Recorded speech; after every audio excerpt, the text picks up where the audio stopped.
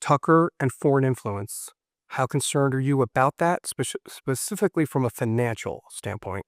I'm very concerned about that. Look, if you look at, all right, look at U.S. universities and foreign nations that give money to U.S. universities. I don't think foreign nations should be able to give any money to U.S. universities. I think it is causing a lot of problems in our colleges and universities.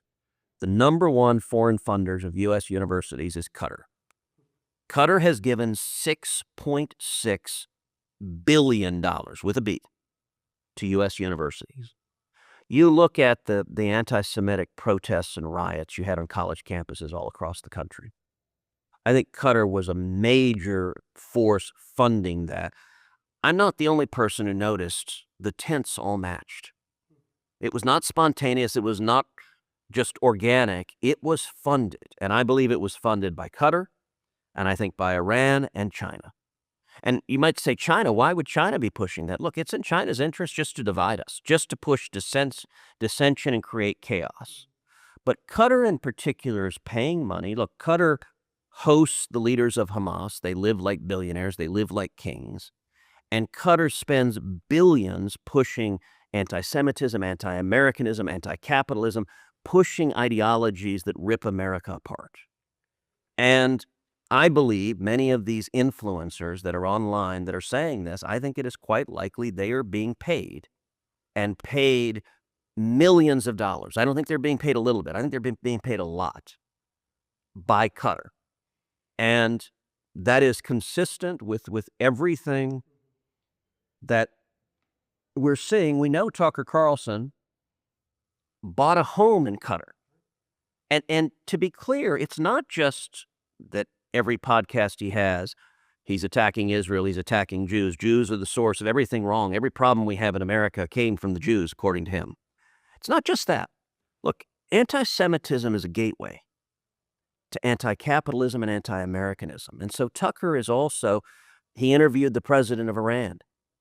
And it was a softball interview. He asked him no hard questions. This is the same president of Iran actively trying to murder Donald Trump. Tucker didn't ask him about that. Tucker has praised Nicolas Maduro, the communist dictator of Venezuela, who we just arrested. He's praised Comrade Mondami, the communist and Islamist mayor in New York. Tucker has said he thinks we should apologize to the family of Osama bin Laden. I don't think we should apologize. Osama bin Laden murdered nearly 3,000 Americans on 9/11. I am very glad the military took him out. That's the military's job, to protect our nation. Tucker has said he doesn't know that Hamas is a terrorist organization. He thinks they might just be a political movement. Right now, I'll tell you something amazing, David. The Iranian TV is playing Tucker's podcast in Iran. The Ayatollah and the mullahs have said, ooh, you need to listen to this guy.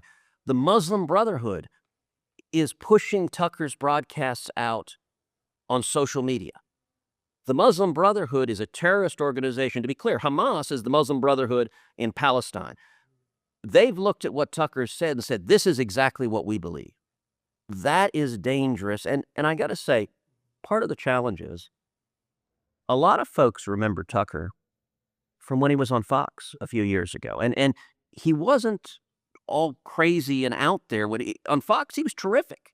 I actually think during the COVID lockdowns, his monologues were the single best thing on television. I mean, they were destination TV.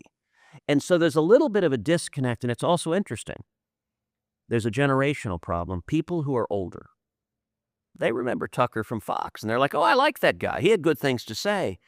They're not online hearing him attack President Trump every single day.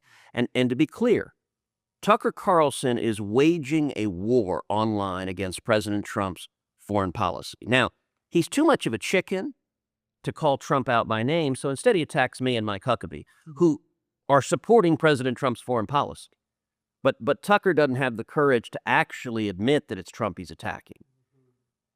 I think we need to address the lies and the poison he is spreading, because I think it is an existential threat right now. Should the foreign ties potentially be investigated? Absolutely. Congressional investigations? Look, I think anyone who is receiving foreign money and not disclosing it to spread lies, to act as an agent of a foreign government, I think that should be disclosed. I think it is dishonest to receive foreign money and then pretend. By the way, there's another broader problem online, which is there are a lot of foreign actors online who pretend to be Americans. And most social media companies don't disclose the country of origin where the posts are coming from, which is why our enemies spend real money trying to deceive Americans and deceive young people.